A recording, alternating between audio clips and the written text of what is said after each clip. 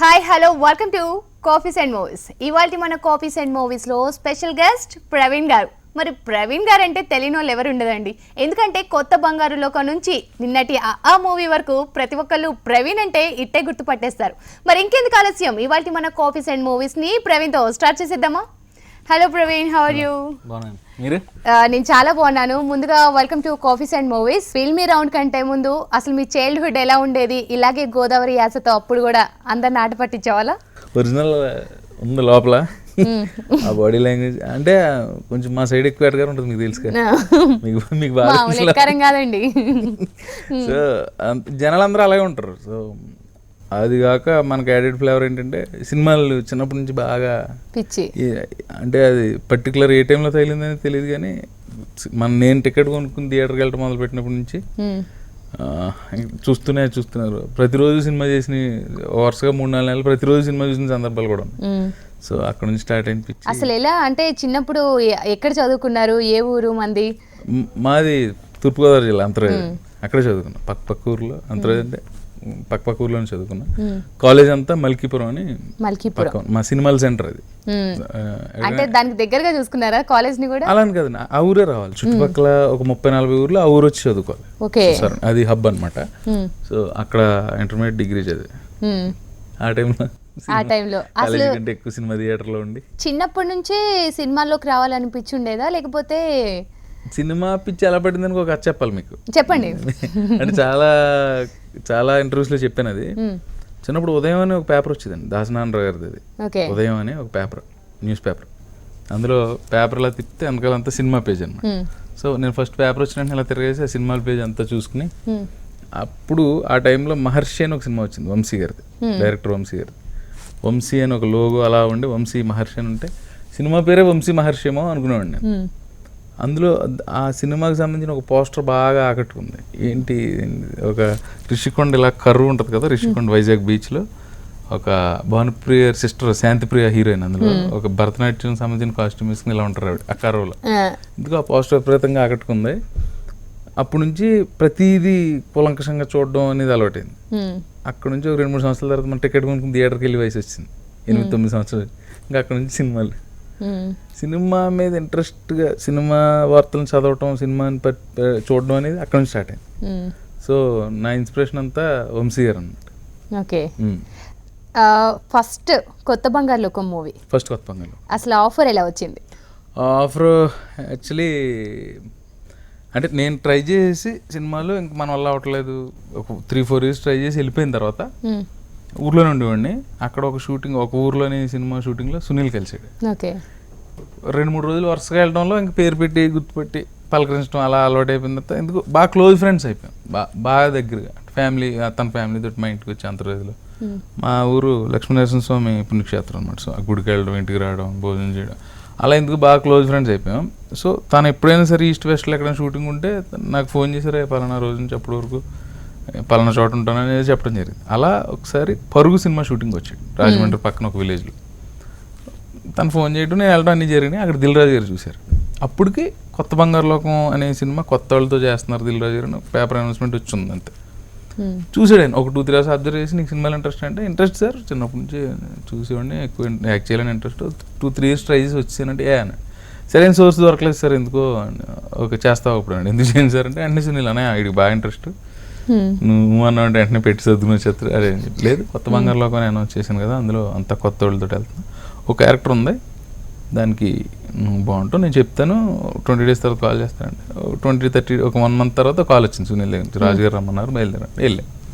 వెళ్తే ఒక ఆడిషన్ ఇచ్చి ఊరు వెళ్ళిపోయాను. అది చూసి డైరెక్టర్ గారు ఇది ఆడిషన్ కాదు అని చెప్పి మళ్ళీ ఆయన ఇంకొక ఆడిషన్, మళ్ళీ ఒక 10-15 days తర్వాత మళ్ళీ వచ్చి ఒక ఆడిషన్.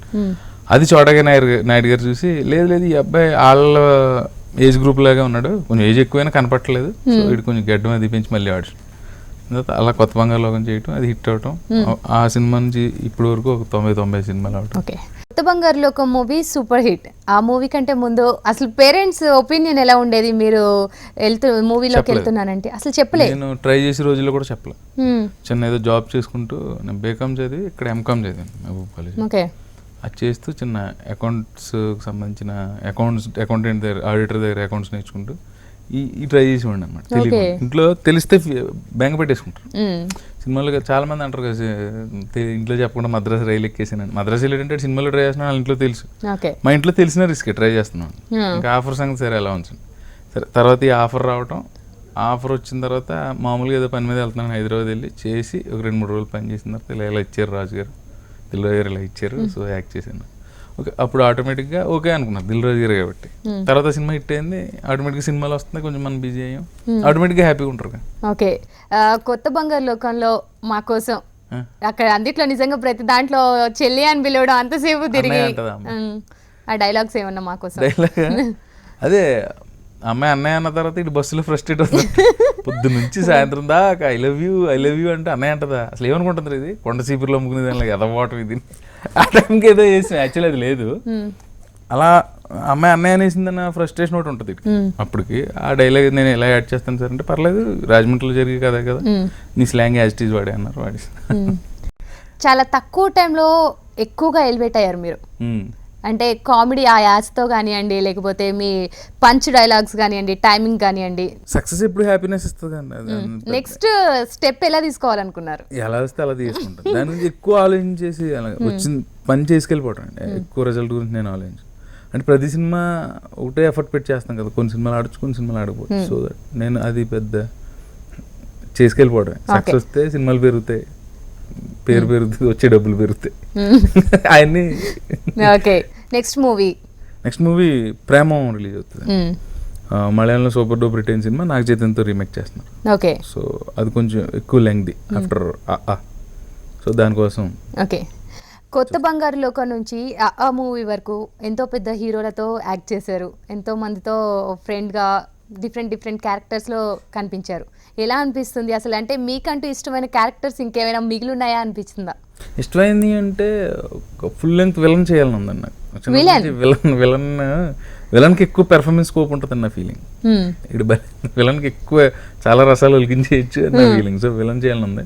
నేను మన రౌడీ ఫిల్ అనే సినిమాలో చిన్న నెగిటివ్ టచ్ ఉన్న క్యారెక్టర్ చేశాను. యాక్చువల్లీ అది ఆ సినిమా అనుకున్నంతగా ఇదవ్వలేదు. సో చిన్న నెగిటివ్ టచ్ ఉన్న క్యారెక్టర్ చేశాను.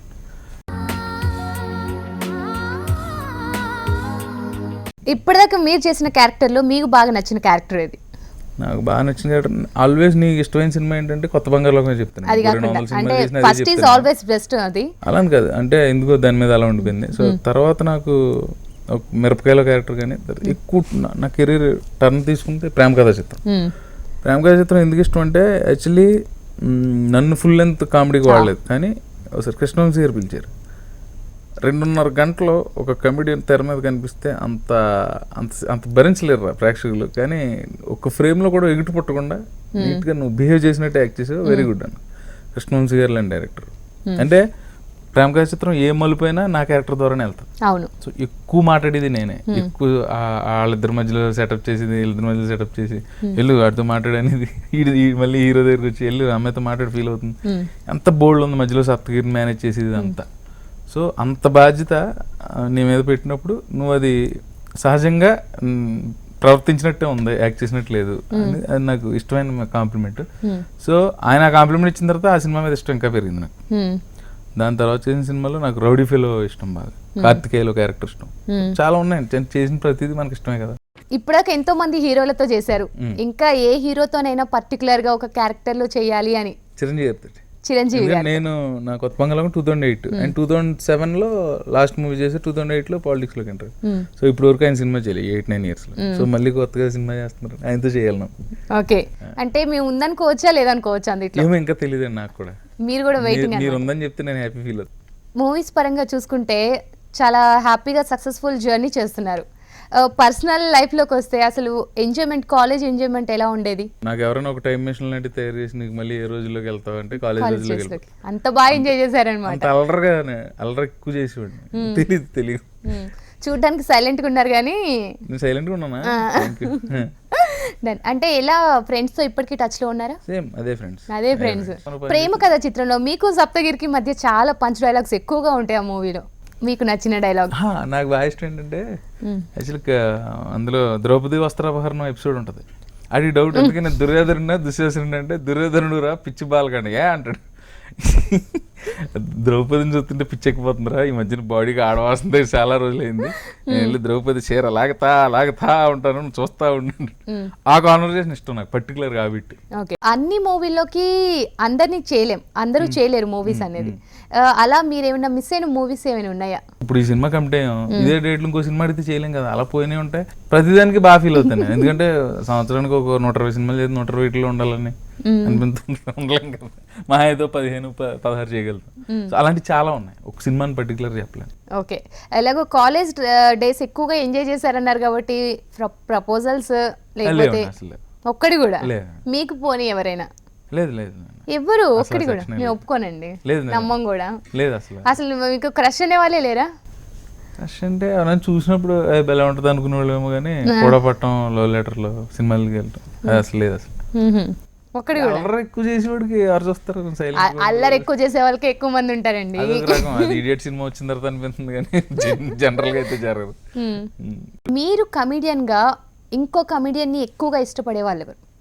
నాకు బ్రహ్మాండంగానే తీసేయాలి. అప్పుడు పొడుగు నుంచి రమణారెడ్డి గారి దగ్గర నుంచి రేలం కదా, అందరంటే ఇష్టమే.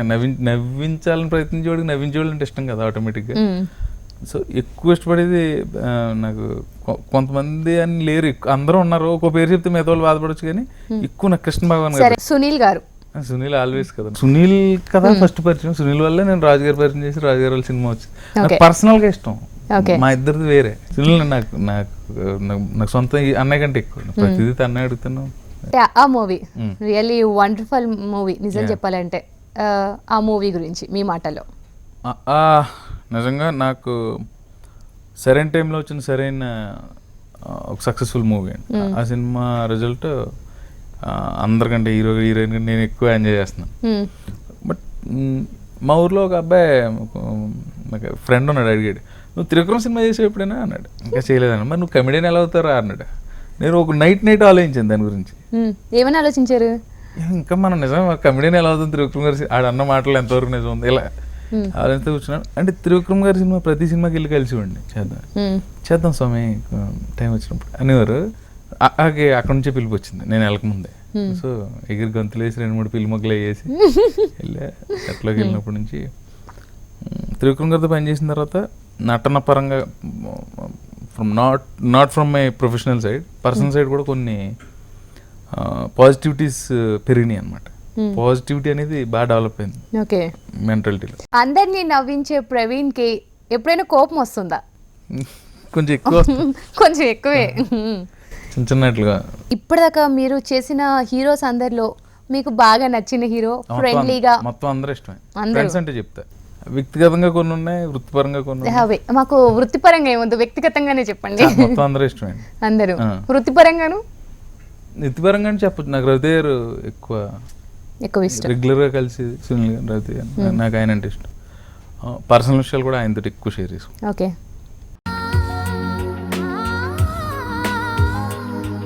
హారర్ మూవీస్లో యాక్ట్ చేశారు, అలాగే లవ్ స్టోరీస్లో యాక్ట్ చేశారు, ఫ్యామిలీ ఎంటర్టైన్మెంట్లో కూడా యాక్ట్ చేశారు. మీకు బాగా నచ్చిన జోనర్ ఏదనిపించింది? Comedy genre, entertainment genre. ఇప్పుడు ప్రేమ కథ చిత్రం ఉందనుకోండి, హారర్ లో ఎంటర్టైన్మెంట్ మిక్స్. ఇప్పుడు ఏది కష్టం? పోనీ ఈ మూడిట్లో మీకు ఏది కష్టంగా అనిపించింది? జనాలు నవ్వించడం చాలా కష్టమైన ఆస్పెక్ట్ ఉంది నా దృష్టిలో. ఊరికే ఏమైనా అవట్లా, బలమైన సిచ్యువేషన్ ఏదో అలా టప్పగా పైపైన చేసి వెళ్ళిపోతుంటే ఆడియన్స్ కనిపించేది ఎవరు బాబు చేసేవాళ్ళు అంటారు. ఎందుకంటే థియేటర్కి వెళ్ళి కూర్చుంటే మనం సరైన మాస్ థియేటర్కి వాళ్ళ కామెంట్లు తెలిసిపోతారా. ఇప్పుడు మమ్మల్ని నవ్వించాలంటే ఏం జోక్ చెప్పి నవ్విస్తారు?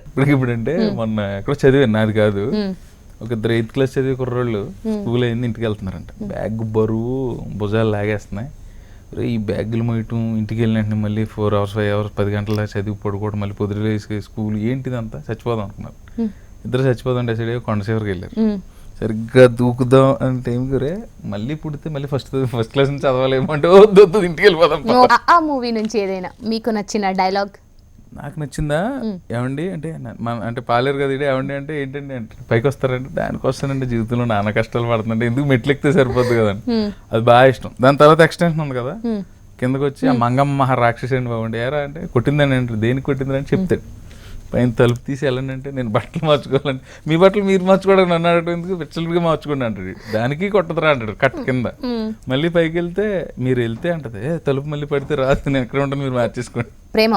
Premam 3 generations of love story అండి. 10th క్లాస్లో ఒక లవ్ స్టోరీ ఉంటుంది, కాలేజ్ డేస్లో ఒక లవ్ స్టోరీ ఉంటుంది, కాలేజ్ అయిపోయి తన జాబ్లో సెటిల్ అయిన తర్వాత ఒక లవ్ స్టోరీ ఉంటుంది. ముగ్గురు ఫ్రెండ్స్ ఉంటారు, మూడిట్లోనూ ఫ్రెండ్స్ ఉంటారు. ఫస్ట్ 10th క్లాస్లో నేను ఇంకో 2 ఫ్రెండ్స్ ఉంటారు.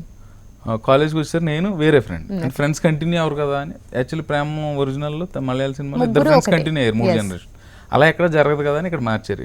ఈ డైరెక్టర్ చందు మొండేటి, కార్తికేయ తీసాడు.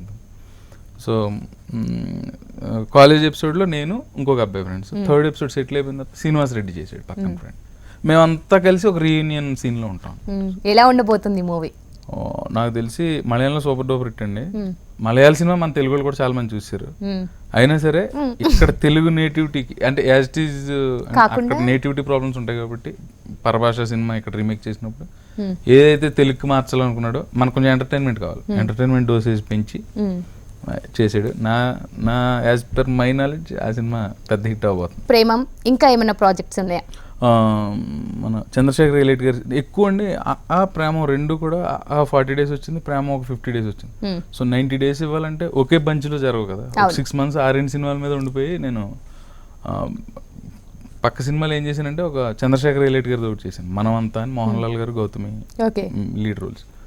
తర్వాత కమెడియన్ శ్రీనివాస్ రెడ్డి హీరోగా జయము నిశ్చయమరా అని ఒక సినిమా వస్తుంది. ఆ సినిమా యాక్చువల్లీ ఇట్లన్నిటికీ ముందే స్టార్ట్ అయింది, ఇప్పుడు రిలీజ్కి వచ్చింది. అందులో తత్కాల్ అని ఒక క్యారెక్టర్ చేస్తున్నా. తత్కాల్ టికెటా అండి? కాదు కాదు, తత్కాల్ అంటే ఆడి పేరు అది. అదేంటంటే మున్సిపల్ ఆఫీసుల దగ్గర, రిజిస్టర్ ఆఫీసుల దగ్గర, గవర్నమెంట్ బిల్డింగ్స్ ఆఫీసులన్నీ ఒక బంచ్లో ఉంటాయి కదా ఒక చోట, ఎంఆర్ఓ ఆఫీసులు, ఎండిఓ ఆఫీసులు అన్నీ. అలాంటి చోట బయట ఒక జిరాక్స్ షాప్ పెట్టుకుని 2 కంప్యూటర్లు పెట్టుకుని ఆ ప్రింట్అవుట్లు అవి తీస్తూ లోపల పనులు ఆఫీసర్లతోటి కనెక్షన్ ఉంటుంది. బ్రోకర్ అనమాట. ఇల్లీగల్ అనొచ్చు, ఇల్లీగల్ అనొచ్చు. వీడు బ్రోకరు. ఎవరైనా మీరు వెళ్ళారనుకోండి, నేను ఇల్లు కట్టుకోవాలనుకుంటున్నాను, ఇలాగ మున్సిపాలిటీ పర్మిషన్ కావాలంటే 10,000 ఇచ్చేయాలండి, 3 రోజులు ఈ పని మర్చిపోండి, 10,000 నాకు ఇచ్చి 3 వారాల తర్వాత మీ పని అయిపోతుంది, ఇలా ఉంటుంది.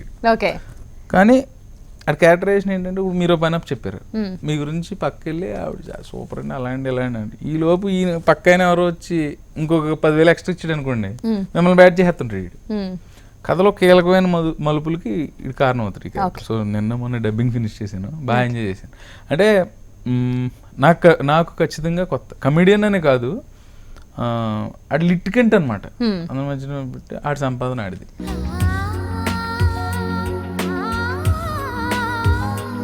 ప్రవీణ్ గారు, నెక్స్ట్ రౌండ్ క్రేజీ రౌండ్ అనమాట.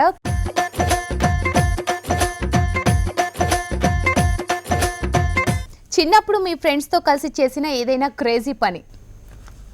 జాంకాయలు దుబ్బేయటం. మీరు చెప్పిన ఫన్నీ అబద్ధం ఏది? ఎప్పుడైనా దొరికిపోయారా అబద్ధం చెప్పి? చాలా చెప్పుంటాను, 1-2 కాదు. సినిమాకి వెళ్ళిపోయి ఎప్పుడైనా దొరికితే, అంటే చిన్నప్పుడు బ్యాగ్ ఎక్కడో తెలిసిన మెకానిక్ షెడ్లో పెట్టి సినిమా స్కూల్కి అని చెప్పి థియేటర్లు, అక్కడ మా ఊర్లో వాళ్ళు ఎవరో చూసేసి మీ ఊరు నేను సినిమాకి వచ్చాడు ఏంటంటే అంటే అది ఇంట్లో తెలిసిపోయినప్పుడు నేను వెళ్ళలేదు, మధ్యలో మా ఫ్రెండ్ ఉంటే ఆయన తీసుకురావడానికి వెళ్ళాను. చెప్పి వాళ్ళ నంబరని తెలుసు, వీడు మారడని మా ఇంట్లో వాళ్ళకి తెలుసు, కానీ ఆడు చెప్పాడు కాబట్టి వీళ్ళు అడిగేవారు, ఏదో అబద్ధం చెప్పేవాడిని. మీ ఫ్రెండ్స్ మీకు పెట్టిన నిక్ నేమ్ ఏంటి? అన్నున్నాయా అండి? పెద్ద ఏమైంది, నేనే పెట్టేవాడిని ఎక్కువ అందరికి. ఏం పెట్టేవాళ్ళు? పోనీ మనిషిని బట్టి. మీకేం పెట్టలేదా? అంటే ఇంట్లో వాళ్ళు ఏమని పిలిచేవాళ్ళు? పేరు బాగానే ఉంటుంది కదా నాది, వీర వెంకట నాగ సత్యనారాయణ మూర్తి అనుకున్నాడు పేరు, సత్యబాబు అన్నారు అనుకోండి, అర్థం ప్రవీణ్. చిన్నప్పుడు పేర్లు ఏమి లేవు. మా కజిన్స్ అందరిలోనే పెద్దోడు నేను. నా తర్వాత ఒక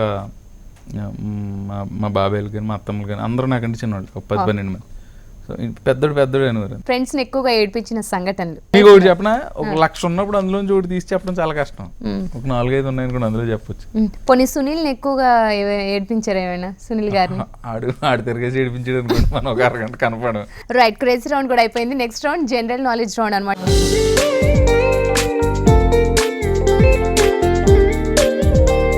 బకిం చంద్ర చటోపాధ్యాయ ఏ రాష్ట్రానికి చెందినవారు? బెంగాల్. ఏఐసిసి ఏ పార్టీ పేరు? కాంగ్రెస్ అన్న పదాన్ని ఏ దేశం నుండి స్వీకరించారు? తెలియదండి. ఉత్తర అమెరికా. ప్రపంచంలో పురాతన ముడత పర్వతం ఎక్కడుంది? రాకీ పర్వతాలు. రాకీ పర్వతాలు. సముద్ర దొంగల ప్రధాన స్థావరంగా దేన్ని పేర్కొంటారు? సోమాలియా. కుక్క కాటు వల్ల వచ్చే వ్యాధి? రేబిస్. వడదెబ్బ తగిలిన వారి ఉష్ణోగ్రత ఎంత ఉంటుంది?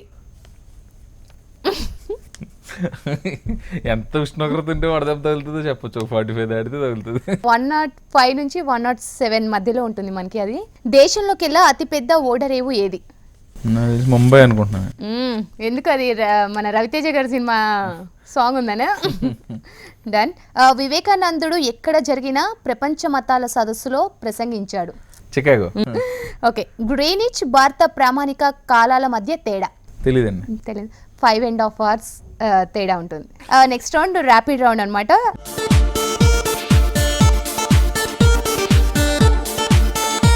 మీకు నచ్చిన హీరో? చిరంజీవి గారు. మీకు నచ్చిన హీరోయిన్? సౌందర్య. ఇంకా? రకుల్ ప్రీత్ సింగ్. మీకు బాగా నచ్చిన సినిమాలో ఒక డైలాగ్ చెప్పండి. బాగా నచ్చిన సినిమా కొత్త బంగారులో. అందులో ఒక డైలాగ్ నాదేనా? నాదే అయితే పక్కన ఒక ఫ్రెండ్ నల్లగా ఉండి ఏడిపిస్తూ ఉంటాడు నన్ను. నువ్వేంటారు బాబు కర్ణగారి దొడ్లో అంబోతులాగా అంటానండి. ఆ మూవీలో వెళ్ళిపోకే శ్యామల మా కోసం ఆ సాంగ్. వెళ్ళిపోకే శ్యామల నువ్వెళ్ళ మాకే శ్యామల నువ్వు వెళ్ళిపోతే అస్సలా ఊపిరాడదంట లోపల. మీకు నచ్చిన మ్యూజిక్ డైరెక్టర్? ఇళయరాజా గారు. ఇళయరాజా మణిశర్మ గారు. రీసెంట్ గా వచ్చిన సినిమాలో మీకు నచ్చిన మూవీ? నాన్నకు ప్రేమతో. ఇండస్ట్రీ గురించి మీరేమంటారు? చెప్పే అంత సీన్ మనకు లేదు. మీ మాట. అక్కడ ఉన్నాం, అది భోజనం పెడుతుంది, ఎప్పుడు బాగుండాలని కోరుకుంటాం. రైట్. మేము కూడా అలాగే కోరుకుంటాం ప్రవీణ్ గారు. అలాగే ఇంకెన్నో మూవీస్ తీస్తూ అందరినీ నవ్విస్తూ 100 ఏళ్ళు మీరు కూడా సంతోషంగా ఉండాలని మనస్ఫూర్తిగా కోరుకుంటూ.